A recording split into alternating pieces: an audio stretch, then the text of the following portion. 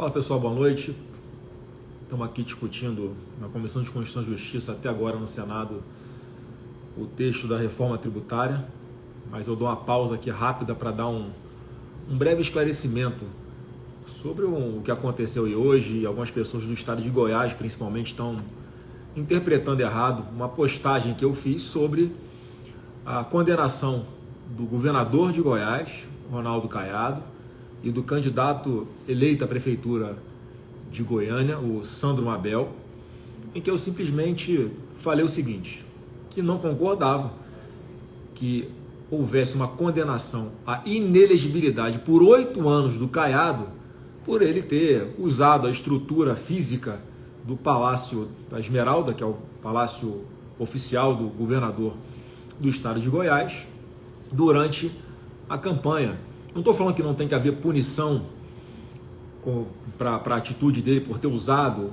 um aparato público durante a campanha, que a legislação, enfim, coloca como sendo ilegal. Estou falando que ele podia ser condenado a pagar uma multa, a restituir o erário público pelos recursos que foram utilizados em eventos como esse. Agora, não dá para concordar que por causa disso alguém fique inelegível por 8 anos. A minha crítica é a essa pena de morte eleitoral que se impõe ao Caiado e, não coincidentemente, alguém que colocou o seu nome aí, gosta ou não gosta, como um pré-candidato à presidência da República em 2026 contra o PT. E eu acho que, passada a eleição, cabe a nós de direita entendermos que a gente não vai ganhar essa eleição sozinho. A gente precisa fazer algumas composições. O que aconteceu durante a campanha, e eu não acompanhei de perto o que aconteceu em Goiânia especificamente, em outras cidades de Goiás também, até com o próprio Caiado atacando diretamente o presidente Bolsonaro. Enfim, eu acho que isso tudo no calor ali de uma campanha eleitoral faz parte, podia ter sido um dia diferente, mas não foi.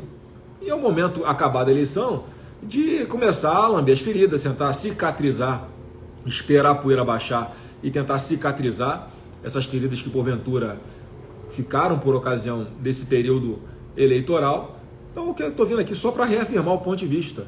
E se eu não concordo que o presidente Bolsonaro fique inelegível porque fez uma reunião com embaixadores dentro do Palácio da Alvorada, que é o prédio oficial do presidente da República, a casa oficial do presidente da República, se eu não concordo que o presidente Bolsonaro fique inelegível por 8 anos por excesso de democracia, que foi o que aconteceu no 7 de setembro, em que houve um recorde histórico, nunca se viu tantas pessoas em Brasília e em São Paulo especificamente para comemorar a data da independência do nosso país, obviamente personificando na pessoa do presidente Bolsonaro, que foi aquele que resgatou o patriotismo no nosso país, que resgatou a bandeira do Brasil da lata do lixo, que foi onde a esquerda, o PT, Dilma deixaram a nossa bandeira nacional. Eu não posso concordar também com essa pena de morte eleitoral para alguém que obviamente não é de esquerda, pode ter os seus defeitos, temos as nossas diferenças, mas que isso tudo, no meu ponto de vista pelo menos, em algum momento, daqui para 2026, isso tem que ser deixado de lado, porque a gente tem um inimigo em comum, que é quem está destruindo o nosso Brasil, que é o PT, que é a extrema esquerda. Então faça a live para deixar esse esclarecimento, para não começarem a ficar especulando problemas que não existem com relação a mim, com relação à direita, com relação às nossas lideranças do estado de Goiás, como Gustavo Gayer, por exemplo, que inegavelmente é uma grande liderança, tem um futuro na política brilhante, se Deus quiser, como o nosso candidato que foi derrotado aí pelo Sandro Mabel para a prefeitura de Goiânia.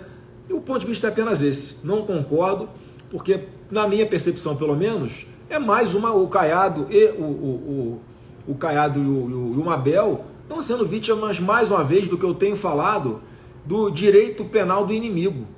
Para aqueles que eu não concordo, eu atropelo a lei para botar uma punição que eu quero, que não está na legislação. Então, se tem que ser condenado alguma coisa, que seja restituir o horário público, que seja tomar uma multa por ter usado isso, porque cá para nós, não foi isso que definiu o resultado da eleição aí em Goiânia, como não foi em várias cidades do estado de Goiás. Se essas reuniões tivessem sido feitas num local privado, eu acho que o efeito eleitoral ia ser o mesmo, porque ia estar a presença do governador, ia estar a presença do candidato a prefeito da cidade. Agora, não dá para concordar que meta 8 anos de inelegibilidade no lombo do governador Caiado por causa de uma situação como essa. Não estou falando que ele não errou. Eu acho que ele errou, mas só estou falando que a punição eu acho que é excessiva. Eu acho que cabe a nós um pouco mais de maturidade para entendermos mais uma vez que a gente vai resgatar o Brasil, sim, mas juntos. Não vai ser apenas Bolsonaro, vai ser Caiado, vai ser Ratinho, vai ser Zema, vai ser Tarcísio, vai ser Gustavo Gaia, vai ser Flávio Bolsonaro, todo mundo junto. Esse é o ponto simples que eu queria deixar registrado aqui nessa live, nas minhas redes sociais.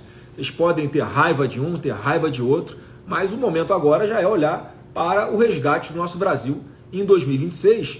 E quantos mais vão ficar inelegíveis, potenciais candidatos a presidente da República, potenciais candidatos ao Senado Federal, estão ou não estão perseguindo o Gustavo Gaia? Estão. E a gente tem que concordar que imponham a ele alguma punição de inelegibilidade por algo esdrúxulo. Esse é meu ponto de vista. Apenas esse. Queria deixar aqui esse registro para que não me leve a mal aí no estado de Goiás ou na cidade de Goiânia, mas eu não concordo. Se eu não concordo que façam com o presidente Bolsonaro, não vou concordar que façam com o Caiado. Esse é o recado que eu queria deixar a todos vocês aí do estado de Goiás.